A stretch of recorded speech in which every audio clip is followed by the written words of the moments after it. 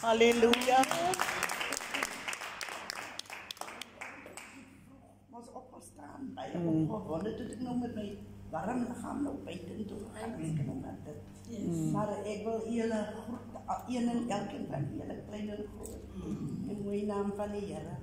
Je weet, ik wil maar toen ik ook door die skrif lees van de opstanding vanochtend, ik was verschrikkelijk opgewonden. Want die Here leef. Halleluja.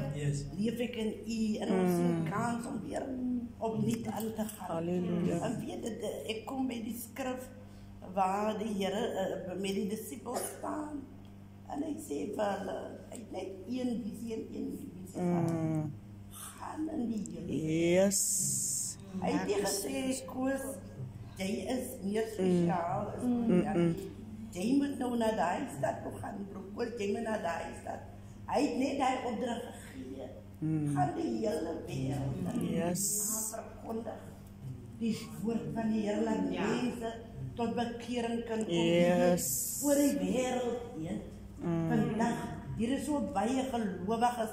Ek is so dankbaar vir die Here van mense wat tot inkeer kom. Jy weet, want die vyand is ook aan die ander kant besig.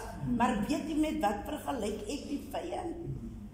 As jy nou sien, as jy verkeerd kyk, of jy op die TV kyk of waar jy ook al kyk, dan sien jy die traffic met die wit handskoen. Traffic mannetjie is net so klein, hy staan met die wit handskoen. Jy weet, en dan kyk ek die trokke, die lang trokke, wat van Botswana afkom, wat daar van Mozambique afkom.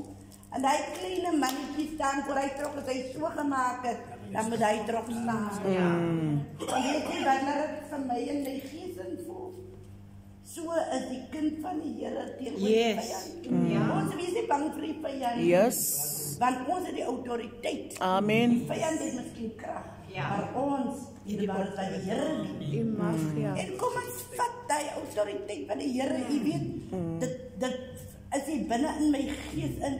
Jy het dan die opstandingskrag. Halleluja. Die krag wat God wat die Here opgewek het, is binne ek en u.